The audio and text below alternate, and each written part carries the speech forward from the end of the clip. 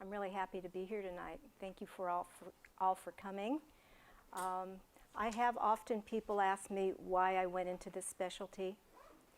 Number one, I like helping people. And number two, an increasing number of my clients were being diagnosed with cancer. And I wanted to learn how to treat them safely. So I went back to school and got certified. And that began my journey. So I'm here to share my knowledge and experience with you in your journey. And hopefully you'll get some things that are useful tonight. Okay, the 4 things that I deal with mostly with clients with cancer, these are the 4 conditions that I see more than anything else. There are more, but dehydration, hyperpigmentation, which means pigment on the skin, brown spots, UV damage, and sensitivities. So those are the 4 points we'll be covering this evening. And there'll be places where I'll ask you for questions, and please feel free to ask questions. Okay, we're going to start with dehydration. Water versus oil. In order to keep your skin really moisturized on the surface, you need a combination of water and oil.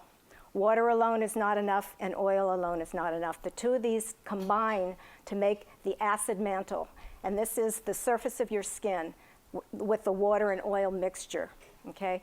So when you go through oncology treatments, the skin's physiology changes, and the moisture retention cells don't work properly. So that's why your skin becomes very dehydrated, because those water-retaining cells are not properly working. So the skin looks more wrinkled, dry, parched, and dull. In addition, there's a lot of other things that will cause dehydration you need to be mindful of. You might not even be thinking about it. For example, sun exposure, that dehydrates the skin. Heat. If you're cooking over a hot stove or putting your head in an oven, don't put it in too far, but if you're putting your head in the oven, that can dehydrate your skin. Not drinking enough water, exercise, just getting your body heated up, that can dehydrate your skin. Sweating, air travel is an important one. Your skin gets very dehydrated when you travel. Caffeine, such as colas, coffees, teas, those all have a dehydrating effect because they cause you to urinate more. Antihistamines, if you take an antihistamine to dry up your sinuses, you're also drying up your skin a little bit. So keep that in mind. And diuretics, if any of you take diuretics. So that is a concern. So it's just going to take more time for you to take care of your skin. It's going to be more work for you. So after you bathe, that's a good time to put on bath oils and body lotions. While your skin is warm and damp, they will penetrate much better. So that's a very good time. And a real good one to use is coconut oil. If you get fractionated coconut oil, it doesn't have the coconut smell to it, and it really penetrates your body really nicely. So I recommend that. How much water to drink? Now, what did they used to tell us many years ago, how much water to drink? Does anybody have a guess? Many years ago? Yeah. Wasn't it 8 glasses? 8, well, they used to tell us 8 cups a day, right? Okay, so does it make sense for somebody my size to drink the same amount of water as somebody 6'4"? Doesn't make any sense. All of our body tissues need water. So I did a lot of research, and here's what I came up with. I recommend drinking 1/3 of your body weight in ounces. So let's say you weigh 100 pounds, 33 ounces, maybe 3 bottles of water a day. And I've seen as much as half your body weight. I think that's a little high. But I would recommend keeping hydrated, as a healthy cell lives longer. You can also compress your face with a wet washcloth. That'll get hydration and water into your skin. You can use hydrating serums and sprays. It's a good idea just to take a little spray with you and spray your face throughout the day. Follow the direction of lymph flow towards the heart. So what I've learned in my studies is the lymphatic flow goes towards the heart. So on the top part of your body, you want to massage your lotions and creams towards the heart, and on the bottom part of your body, upward towards the heart, okay? That's really important. Even when you put on your skincare products. When I work in my salon, I go down when I work on people with cancer. If you have lymph nodes removed. If you don't have lymph nodes removed, it doesn't matter. But if you have lymph nodes removed, you want to go in the direction of lymph flow. Okay. These are some ingredients for you to look for when you go shopping for your cosmetics. First one on the list is hyaluronic acid. Hyaluronic acid is a healing humectant. You'll hear me say humectant often. Humectant is an ingredient that attracts moisture from the air and pulls it into your skin. Okay? So hyaluronic acid is an excellent ingredient to look for when you are working with dehydrated skin. Argan oil, it's moisturizing and nourishing. Cactus, any cosmetics with cactus. Cactus helps prevent water loss. Really, really great ingredient to use in your cosmetics. Coconut oil and coconut water, both really, really beneficial. Cucumber is hydrating, soothing, and protective. Heavy water, and there is an ingredient called heavy water or dense water. It's D2O. It prevents water loss. Honey, any cosmetics with honey are really excellent to use. Honey is wound healing, and it slows dehydration. Loganberry oil, fabulous, hydrating, rejuvenating, and brightening. Sodium stearoyl lactylate. This is in a lot of cosmetics, and it's a humectant ingredient that attracts moisture from the air and pulls it to your skin. So if you ever go on vacation in a humid area and you wonder why your skin feels so nice and moist, your cosmetics are pulling that moisture from the air. And then stone crop. Stone crop is a succulent plant that comes from the cactus family, and it's very hydrating. It's an antioxidant, anti-irritant, and it brightens the skin.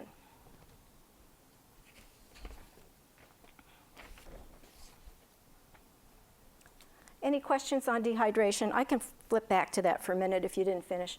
Any questions here so far? Yeah.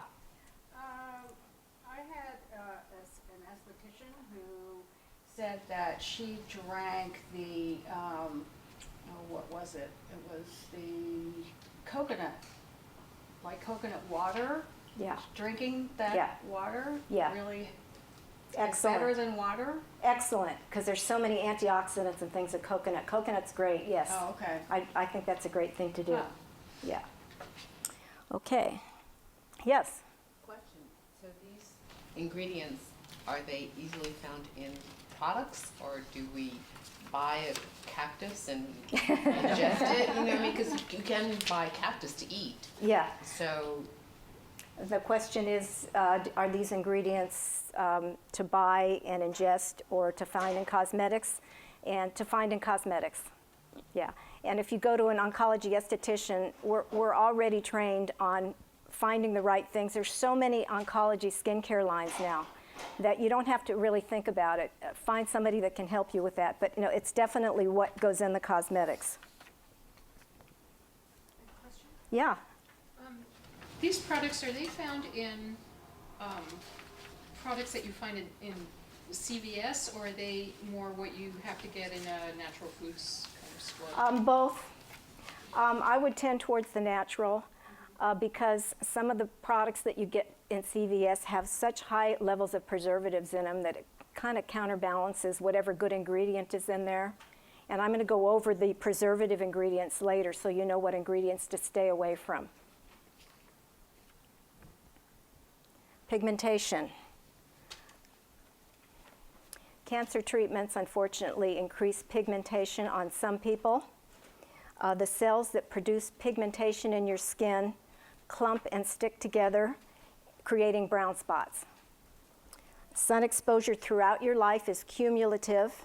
It accumulates, and when you're 40 and over, it starts manifesting itself in dark spots or pigmentation. So if you see the brown spots there, if you had brown spots on your skin before you started treatments, they probably won't go away after treatments. But if you got some as a result of having cancer treatments, most likely they will go away. So it's good to wait. Let's see, did I go too fast? Yeah. Okay, so what to do? When you're ready to start treating pigmentation, wait 6 months before commencing a lightening treatment at home. I would wait 1 year before commencing a lightening treatment in a salon with your doctor's okay. I would wear sunscreen daily with a 30 SPF or more. And if the pigmentation doesn't bother you, maybe you want to just simply cover it with camouflage makeup. So how to cover pigmentation with camouflage makeup? First of all, you do a test patch, 1 or 2 days, make sure you don't react to the product. Then you apply the camouflage cream with 60% or more pigmentation. And you just have to ask questions when you go to buy things. You know, I carry those products myself. If you go to a department store, you want to ask them what percentage of pigmentation is in there, because otherwise it'll be too translucent and it won't cover the pigmentation.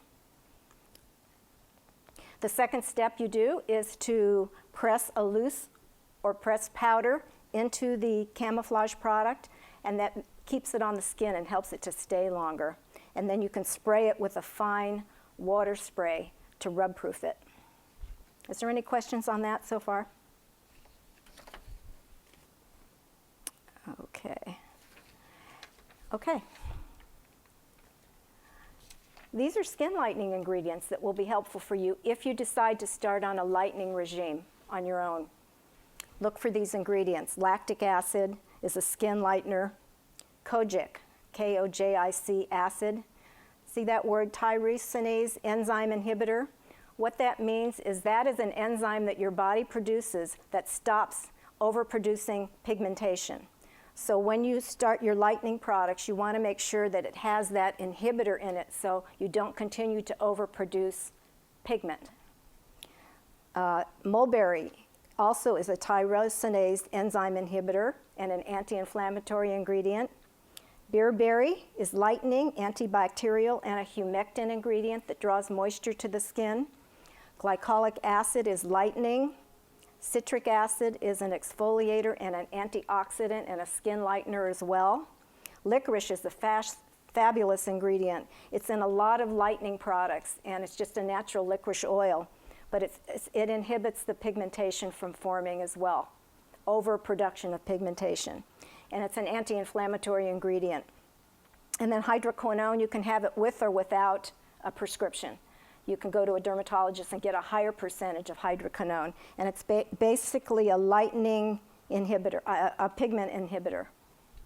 Any questions on any of these? How to use skin lightening products. First of all, you want to wash your skin. You want to apply them to clean, dry, oil-free skin. It will not penetrate through oil. It takes 2 to 3 months to work. You're not going to see any change in 2 weeks. So use them consistently for 2 to 3 months, twice a day. Then you want to wait several minutes before continuing your skincare routine.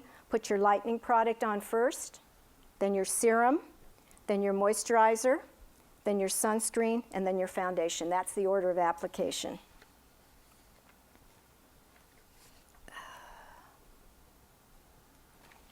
Okay, UV damage. I put a lot of information in there about that because it's so important. Any questions about pigmentation before we go on? Okay. Damaging effects of UV. Sunburn, of course. The UV B rays create sunburn. Premature aging. The UVA rays create aging of the skin. And cancer, as I said, the sun that you get throughout your life accumulates, and it can also damage your eyes. Cataracts, macular degeneration doesn't directly cause it, but it can help promote it. It weakens your immune system, overexposure to the sun. Your skin has an immune system as well, and it kind of interrupts the way your skin acts, and for 2 weeks after overexposure to the sun. Free radical release. Free radicals are oxygen molecules that are have an unpaired electron, and what they do is they bounce through the body trying to find that electron and become whole, and they damage skin cells. They damage the DNA of your skin cells so that your skin cells don't know how to reduplicate themselves. So this is one of the things that sun does, is it creates free radical release, and then also a photoreaction, which is a rash. So what to do? Wear a sunscreen of 30 or more SPF. Oncology patients, avoid sunscreen ingredients with those listed up there: p-amino benzoic acid and oxybenzone. Why? Because those ingredients are really sensitizing for oncology patients. If you're going to react, you'll react to one of those two sunscreening ingredients, and we'll go over that more later. Wear sunglasses and hats. Seek shade between 10 and 2 p.m. Wear UV clothing, and you can wash your clothing with a product called SunGuard. SunGuard is a product, you can buy it online. Comes in a box. It's only like $4 or $5. You wash your clothes with it, and it gives you an SPF to your clothing, and it lasts for about 20 washings. So really, really a great product for you to pick up. Have a UV coating added to your sunglasses.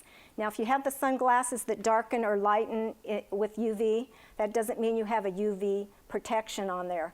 I would go to an optometrist and have them put a UV coating on the front and the back of your glasses, because you can get sun from the back and it reflects into your eye, and you can get melanoma in your eye. So please think about doing that, having a UV coating put on your glasses. And so, does anyone know the two types of sunscreens? Physical and chemical. Oh, you know. It says it up. Oh, physical's up there. I flipped to it too soon.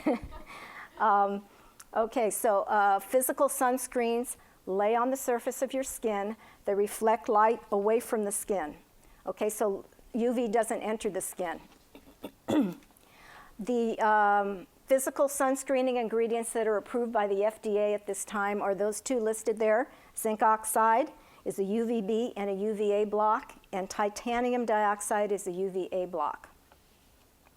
So these minerals are just, really they're just rocks. They're rocks that are ground down into a cosmetic. So if you're standing here, you have a rock there and the sun is here, you're not going to get sun exposure through the rock. So what they've done is they've taken them, there's all different colors of these minerals, and they've ground them into a fine powder and made a sun blocking product out of it. In my opinion, it's the best for oncology patients.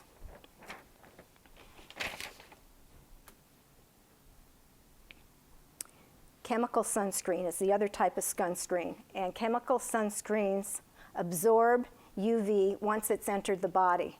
So what it does is it takes 30 minutes to warm up with your body temperature. You're not protected for the first 30 minutes if you use a chemical sunscreen. And it penetrates into the body with your body heat, and then it absorbs light once it's entered the body. So in my opinion, the physical sunscreens are the best. We'll go over that more later. The two ingredients, again, that you do not want to use if you're an oncology patient is the first one, p-amino benzoic acid, and oxybenzone. Those two. Sunscreen facts. SPF rating is only for UVB, does not rate UVA. So you want to make sure your sunscreen says full spectrum or broad spectrum, because they only rate UVB. Make sure that you have a full or broad spectrum in your product. Sunscreens are required to state how long that they will stay on the skin before reapplication. That's a new law that's been into effect about a year. Most are 2 hours, and after swimming or sweating. So if you swim, sweat, rub it off with your hand, you need to reapply it immediately. Other than that, about 2 hours, and look for the instructions on the box. So if you don't apply a thick application, you can cut your SPF in half, and most people don't apply enough, and I'm going to go over how much to apply. So just because you're not burning, it doesn't mean that the sunscreen is still effective. somebody like myself that has kind of a Mediterranean color skin, and I put say a 40 SPF on, after 2 hours I'm not going to burn. So I could think, okay, I'm not burning, I'm fine, I'm going to go longer. But you could be getting UVA damage. You could be damaging the UVA, could be damaging your skin. So if you roll up your sleeve for a minute and look at your arm. If you look at the top side of your arm and then the underneath side of your arm, can you see a difference in the smoothness, the texture, and the pigmentation? This is the side that gets the sun. Okay, so this side of your arm would look like the underside if you didn't have any sun. So just to let you know. Okay, sunscreening vax. When you eat tomatoes, you're getting some sunscreen. Antioxidants with the natural UV protection are those shown, and those are ingredients used in cosmetics, okay? If you look for vitamin E, candle tree leaf, red raspberry, green tea extracts, and coconut oil SPF 7. It has a natural SPF 7 coconut oil.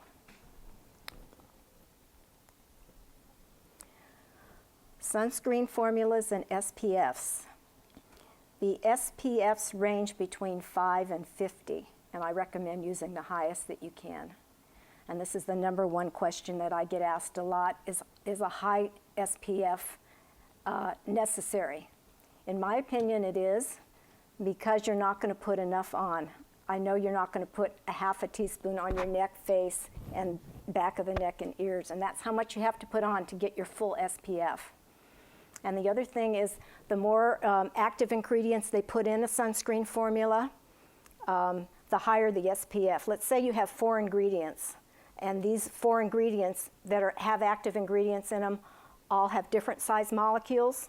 Molecules are large, medium, small. So let's say you have one sunscreening ingredient with a large molecule. Molecules are round. They don't butt together evenly. So if you put on a thin coat, the sun's going to filter through the molecules of the active ingredients. So that's why I say use as many active ingredients as you can, get the SPF up as high as you can, and that'll be great. Creams may have moisturizers or antioxidants in them. How many of you have used a cream sunscreen and it looks white on your face? You look like a white ghost. Here's what you do.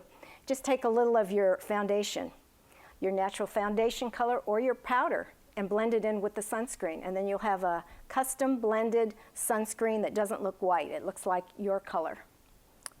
I don't recommend the sprays, the mousses, the liquids, or the gels. They don't stay on the skin enough for oncology patients. Sunscreen formula in foundation, SPF is too low. It's not high enough. If you want to use an SPF in your foundation, put another sunscreen underneath. That would be my recommendation. Why you might burn while wearing a sunscreen. You didn't apply enough. It might be removed with water, rubbing, or sweating. You did not apply it 30 minutes before application. Maybe the SPF is too low for you, for your coloring. You did not apply it evenly. If you miss a spot, that's where you're going to burn. Maybe you did not reapply it every 2 hours as directed. That could be a factor. You maybe didn't consider the elevation. The higher up, closer to the sun you go, the more intense the sun's rays. Perhaps you didn't consider the reflection from snow, water, sand, and buildings. This all magnifies the SPF, the UV exposure that you get. Or perhaps you didn't check the UV index. Does anybody in the audience know what a UV index is? Okay, I'm here to explain it to you. Let's go on here. This is how much sunscreen to use. 1/2 teaspoon for each area. For each arm, 1/2 teaspoon. For your neck, face, and ears, 1/2 teaspoon. 1 teaspoon for each area. Each leg, front of the body, 1 teaspoon, back of the body, 1 teaspoon. That's how much to get the full SPF. The order of application, prescription topicals or lightening products is number 1. Your toner, then your serum, then your moisturizer, sunscreen, and foundation. Now, if you're during the summer months here, if you're going to be putting insect repellent on for any reason, you apply your sunscreen first, and that lowers your SPF by 1/3. So keep that in mind.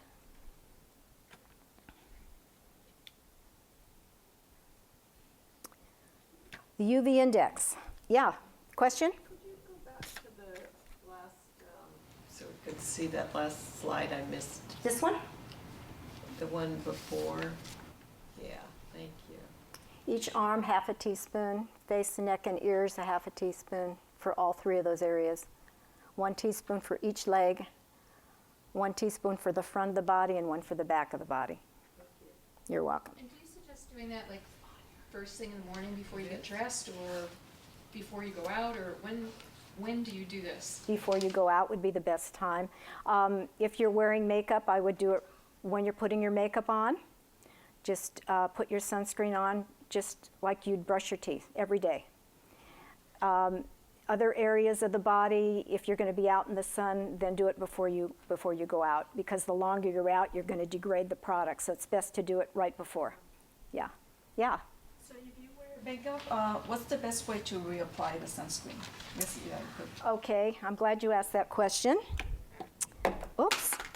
I have the mineral powders with a brush are the best way to reapply sunscreen. These are minerals with a 20 SPF. They come through the container into a brush. So after 2 hours, you don't want to take your makeup off and put more sunscreen on. You just brush it on, and you've increased your SPF by 20 again. So this is what I'd recommend, is a sunscreen powder. Yes? Or some harmful?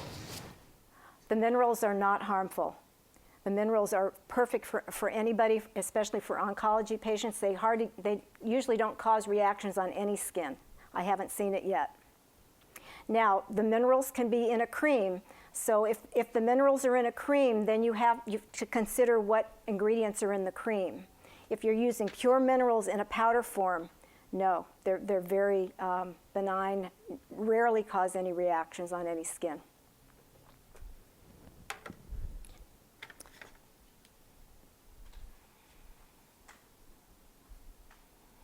Okay, so the amount of, did I do this page already? Let's see. No. The amount of UV that you receive depends on the strength of the sun's rays and the amount of time you spend in the sun. Okay, we're going to go over the UV index. The higher the UV number, the stronger the sun's rays. The UV index numbers range from 1 to about 11. And you can go to the UV index on the internet, do a search under UV index, and the website will come up. You click on that, and then you put on the zip code where you live or where you're going to be, and it will tell you what the UV index is for that day. So here's how it works. Find your skin type up here. Are you white, fair, redhead, blonde, blue eyes, or freckles? That would be type number 1. Are you white, fair, red, blonde hair, blue eyes, hazel, or green eyes? That would be type number 2. You usually burn and you tan with difficulty. Type number 3 would be creamy white, fair, with any eye color, which this is a very common skin color. You sometimes have a mild burn but gradually tan. Are you type number 4, brown, typical Mediterranean Caucasian skin, rarely burn, tans with ease? Or are you type 5, dark brown, Mideastern skin types, black? So find your color. What do you think the UV index would be on a day like today, where the sun is out, on a scale of 1 being the least amount of UV and 11 being the most amount of UV? What would your guess be that it might be today? What was that? 8. 8? I checked it before I came, and today in Palo Alto, the UV index was 11. So you find your skin type, and you go all the way over to the edge where, up the top where it's gray. It says UV index 11. So if you're a type 1, in 1 to 2 minutes, you're going to burn. If you're a type 2, 3 to 5 minutes, Type 3, 5 to 10 minutes. Type 4, 10 to 15 minutes. And type 5, 15 to 20 minutes. Is that clear to everybody? Does anyone have questions? Okay. So it does depend on, your skin type.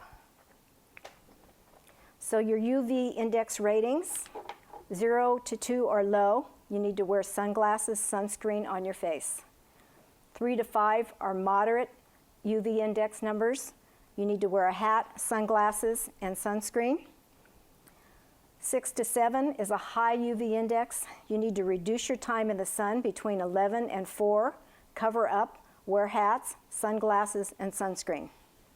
8 to 10 is very high.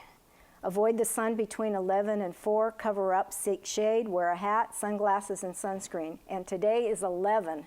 It's extremely high. The sun can burn you in minutes. Avoid the sun between 11 and 4. Wear a hat, sunglasses, sunscreen, and stay inside. If you're an oncology patient, unfortunately, you're more prone to sunburning. I've had patients in that just sitting in the car with the sun coming in the car can get a sunburn on one side of their face. So you got to be really careful. So I thought I'd cover a little bit about what the 3 different kinds of skin cancer look like so you know what to be aware of. If you've had any radiation areas on your body, the statistics say that you have more of a risk for basal cell. There's a picture of a couple of basal cells, carcinomas. Squamous cell carcinoma, if you've had stem cell or bone marrow transplant, you have a higher risk for this type of cancer. And then this is the most dangerous of all, the malignant melanoma. It's fast spreading and it's very dangerous. So we're going to go over the 6 warning signs, A, B, C, D, E, F. If the lesion is asymmetrical, meaning if you fold it in half, the 2 halves don't meet, it's all uneven. If the borders are irregular or notched, that's another warning sign. C, color. Is the color irregular or variegated? D, diameter. Is it greater than a pencil eraser? Bigger than that? E, elevation. Is it raised and lowered? Is there different areas in it? And F, does it feel rough to the touch? Okay, those are the 7 warning signs. I recommend you seeing your dermatologist. Now, the lower left here, that's a classic picture of malignant melanoma. It's got all 7 symptoms there in that one lesion. You can get it in your eye, and you can get it in your nails. If you ever see dark streaks in your nails, go to a dermatologist. My recommendation, get a full body scan once a year from a doctor. Whoops, what did I do? Just hit escape over there on the right. Okay. All right. Any questions on this so far? Okay. Ingredients not recommended for oncology patients and sensitivities. You want to treat your skin as though it's sensitive. Stay away from ingredients harmful to oncology patients. You already have some toxicity going on because of treatments, etc. You don't want to add anything more to it. You want to use cosmetics that have clean ingredients. And this is really important. An oncology esthetician can help guide you into the right products. As I said before, there's lots of oncology specialty skincare products out on the market now. Ask for samples. You may react to something that you didn't react to before you started going through treatments. So always ask for samples and try before you buy. If symptoms become unbearable, see a dermatologist or ask your oncologist. And I've had people that I couldn't treat. Their symptoms were just so severe with extreme burning, red blotches under the skin, which was blood under the skin, peeling, itching. They couldn't even put a cosmetic on their skin. And my client wanted to go to the baseball game. And I said, please wear a turtleneck, wear a hat, cover up. So the symptoms can be really, really severe. The 2 most sensitizing ingredients are preservatives and fragrance. Okay, We're going to go, now these are in your handouts. You don't have to write these down. I'm going to go over your handouts. Each one of these ingredients is in your handouts, okay? Alcohol, it's drying, except there's a few fat-based alcohols, and they're listed there at the bottom. Ceterol, cetyl, butyl, sterol 1, and alky 1. Those are 3 fat-based alcohols, and those are okay to use. Any of those are okay. Any other alcohols, no. Aluminum. A lot of doctors, excuse me, oncology doctors ask you not to use deodorant with aluminum. Why? Because it inhibits perspiration and the toxins don't exit through your body. So be aware of that and check with your doctor. DEA and TEA. TEA is not the tea that you drink. It's a cosmetic ingredient, and it can be an irritation to the eye, skin, lungs, and organ system toxicity. Oh, excuse me. I need to take a drink.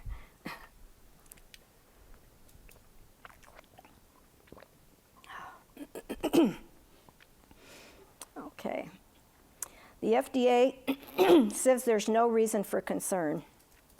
However, if you go on, now I gave you this website in your handouts, it's EWG, Environmental Working Group. That website, you can research any cosmetic ingredient or cosmetic brand, and it'll tell you how safe it is to use. Okay, we'll go over that at the end too. It's in your handouts. Yeah, down at the bottom of your handouts. Okay, diazonoline, ura. Diazonyl ura is, people ask me, is that urine? It's not urine. It's a preservative. And what that particular preservative does is it releases formaldehyde gases. That's how it kills bacteria in the product. So that's a no-no for oncology patients. Fragrance. Fragrance is very irritating to a lot of oncology patients, even natural fragrances. You know, there's 3,000 fragrance ingredients that are allowed to be put in cosmetics, and 900 of them are synthetic. And they don't have to list which fragrance ingredients are in a cosmetic. They just only have to say fragrance or perfume, and that's all they have to do. So I recommend using non-scented products. Formaldehyde. Formaldehyde is a known carcinogen, and it's a fungicide and a germicide and a disinfectant.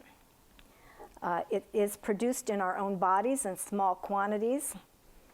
It's the building block of amino acids, which create proteins in your body, so our own bodies do produce a little bit of it. The FDA says the highest risk for formaldehyde is inhaling the fumes. So outdoors, your tailpipes emit formaldehyde. Indoors, in building materials, adhesives, glues, pressed wood, fabric. If you get a new sofa, you know how it smells for a while. It has that really strong odor. It's formaldehyde that was used to process the fabric. So be aware of smells. Permanent press fabrics, paper coatings also have formaldehyde.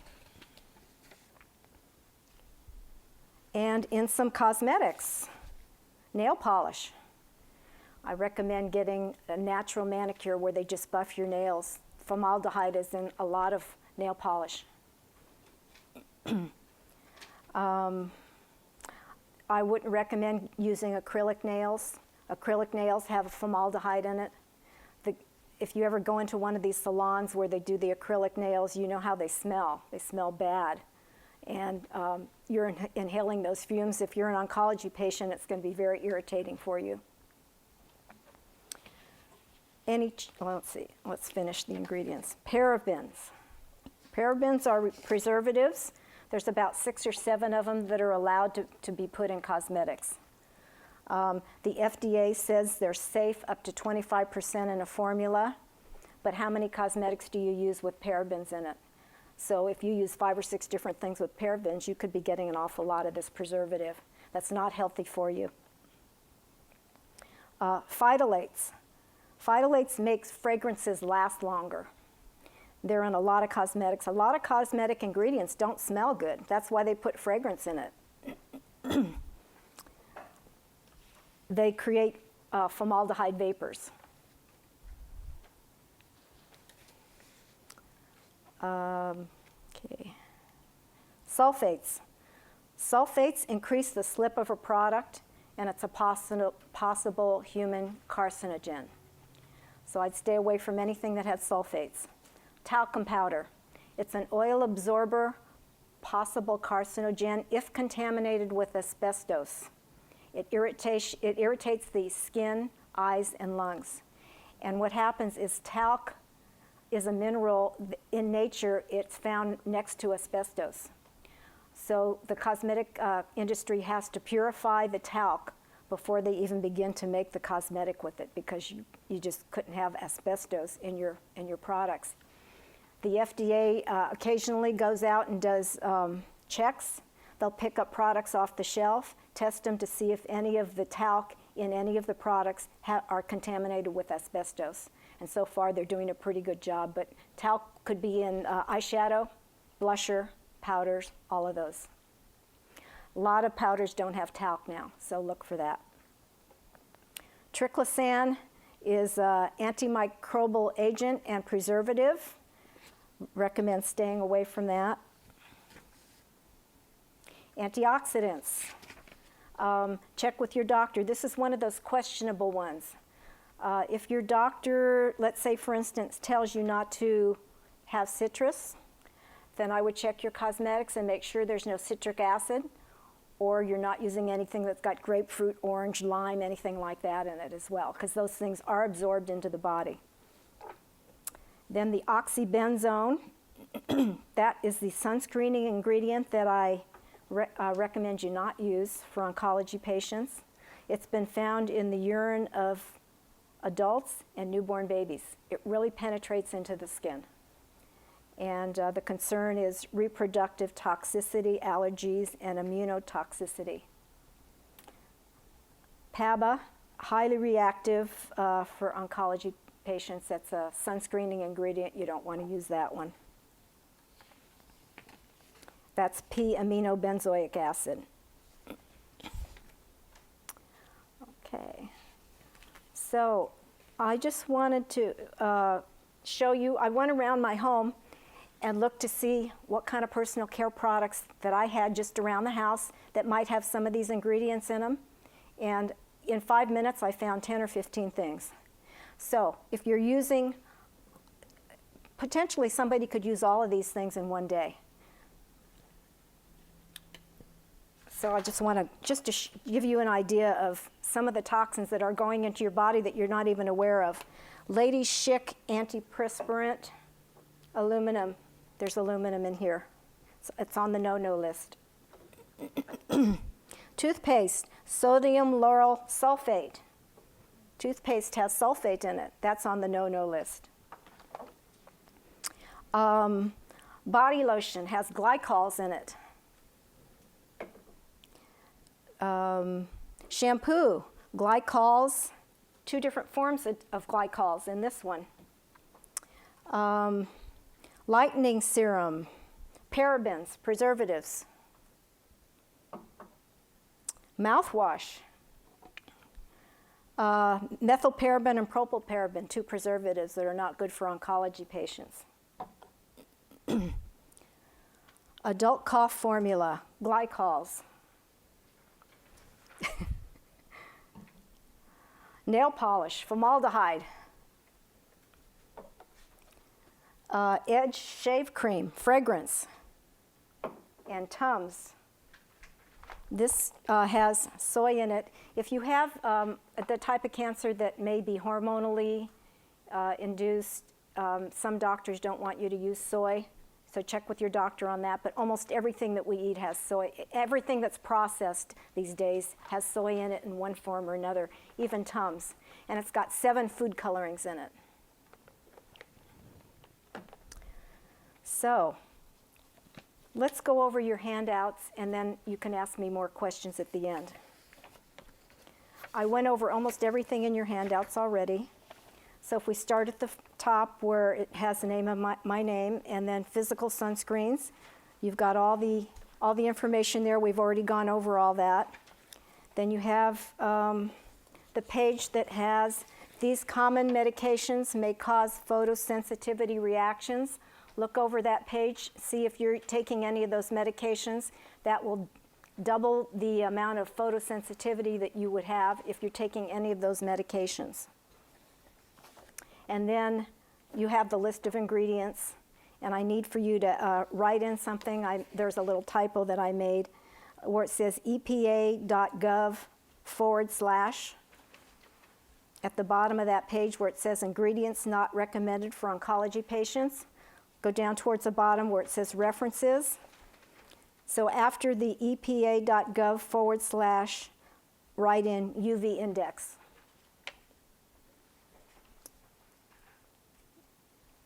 Okay.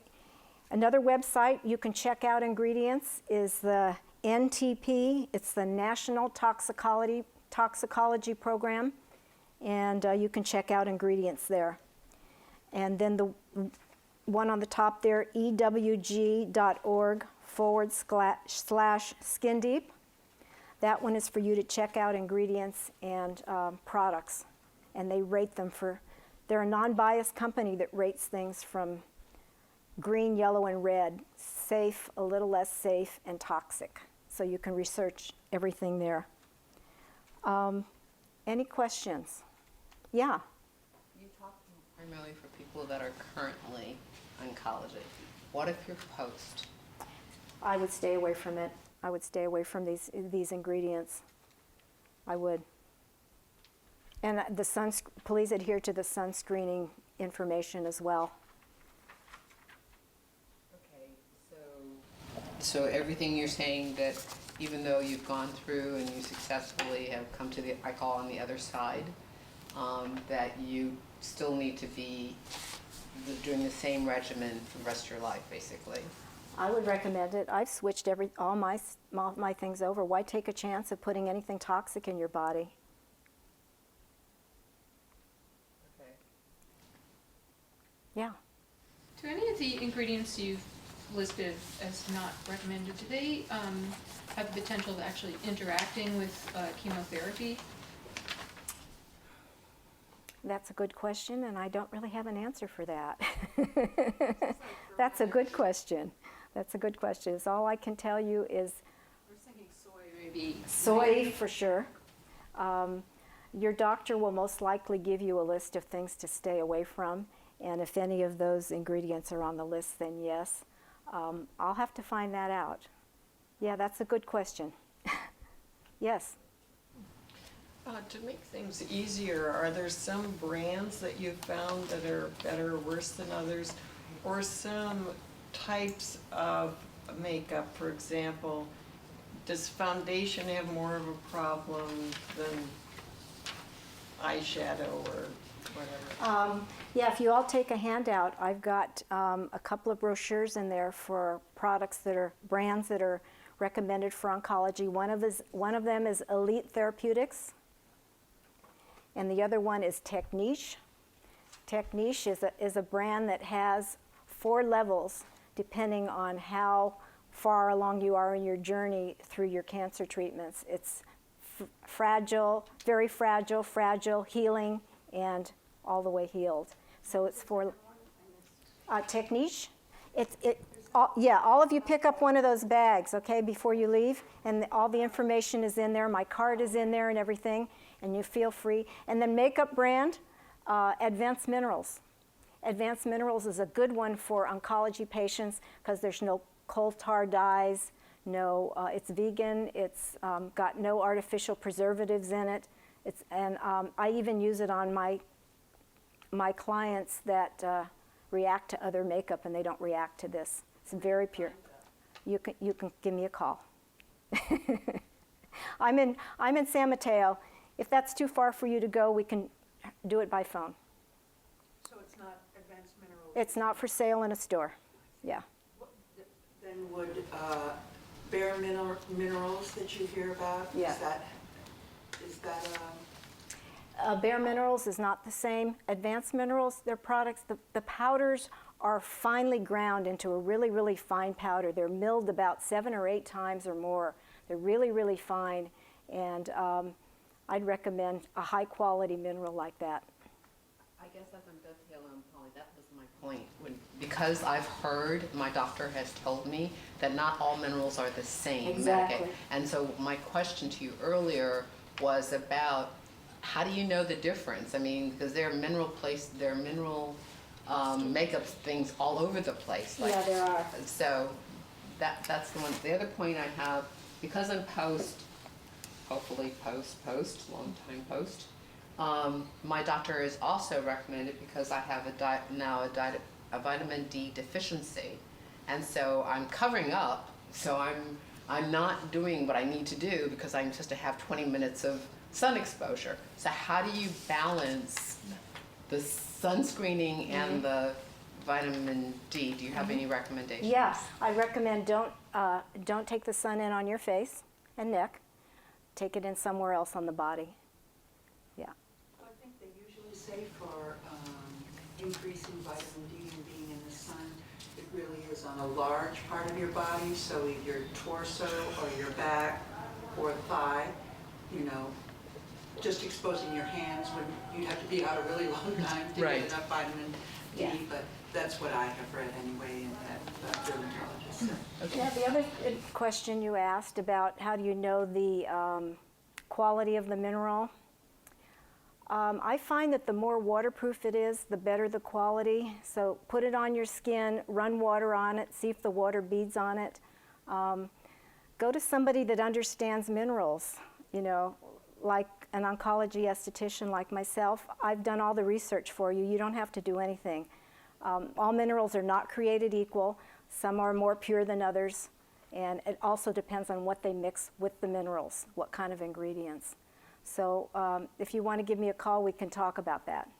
I apologize, I keep- Yeah, go ahead. asking it 'cause I've got these gazillion questions. The other question I have is about getting what they call a peel afterwards, like you're Yes. talking about the 6 months a year. Yes. Are those safe, and do you look for a doctor that specializes in post-cancer patients? To get, because my skin has really taken a toll going through what it's gone through. Right. And so do you have any recommendations about that? I would recommend starting out with a really superficial peel. You can go to an esthetician and get a really superficial peel once your doctor okays you to get peels. Okay? And estheticians can take the peels up to 30%. Above that, you have to go to a plastic surgeon or dermatologist, and they can take you up higher than that. But I would start really, really low and really, really mild with your doctor's okay. More questions? Okay. Who do we get approval from, the radiation oncologist? Yeah. Or our general oncologist? You mean for the peels? For the peel. Um, I mean, who does, well, I'm still. yeah, it's hard to know, isn't it? You know what? I'd ask them all. See what they say. There are dermatologists now that specialize in oncology too. That would be a good thing for you to check out. Ask your doctor about that. It's getting to be a specialty now. Yeah. I can't get my peel for my daughter's wedding. I'm so Oh. upset.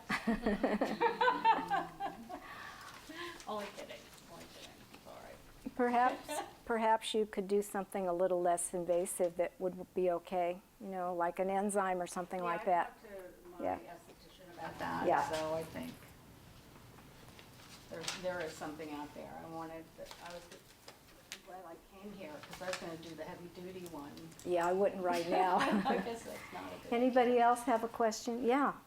For the skin lightening, you mentioned these different acid types. Yes. And I think of acid as drying. Some of them can be. The lactic acid's not drying. Lactic acid is for sensitive skin. And it depends on the pH of the peel, too.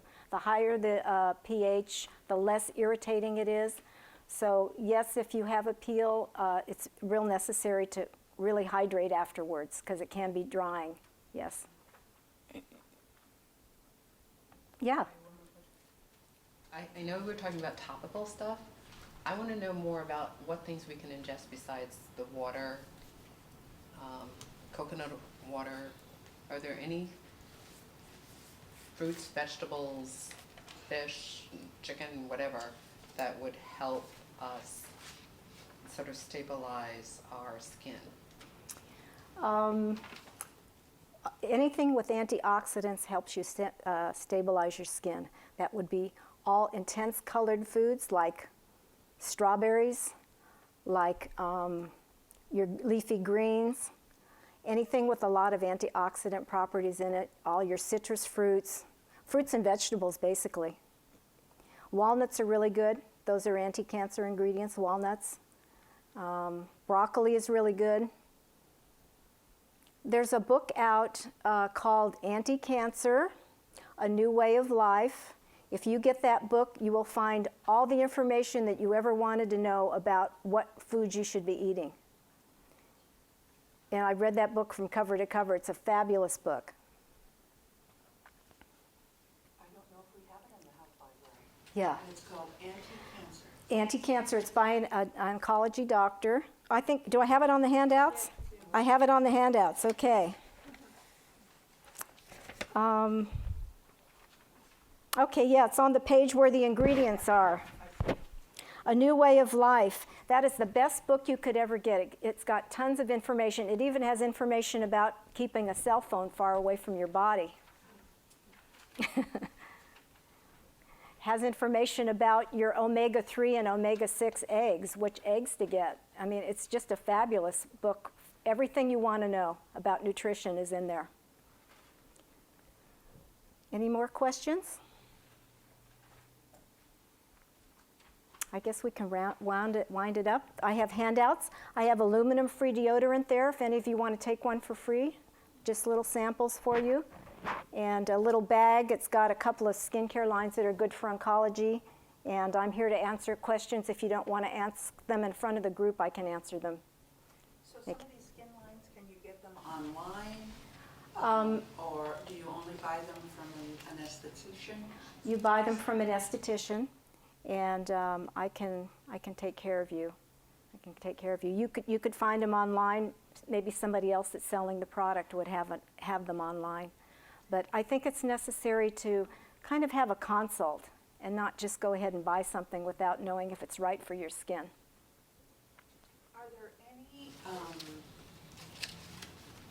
you know, when you go to Target or you go to Macy's or you go to Bloomingdale's, for the average person, maybe on a limited budget, are there any cosmetic lines that you would say would be closer to the top, pure, or things that people could buy? I think I'd steer towards the, what do you call it? The more natural products. Maybe like at Whole Foods. Yeah. Organic, with organic ingredients. I would steer more towards that if you're going to go shopping. I think probably Macy's and Nordstrom's has organic products now. I'm pretty sure they do. I would steer towards that. Keep away from the preservatives and the fragrance if you can. What about Clinique? They have heavy preservatives in that line. Mm-hmm.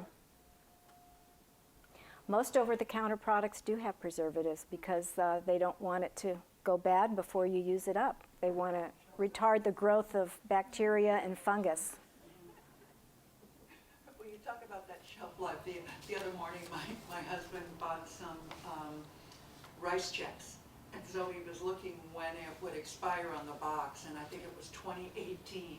Yeah. So it really, made you wonder about shelf life. Yeah. Yeah, if it lasts that long, how much preservative is in it? Exactly. Any more questions? Okay, thank you. Thank you so much.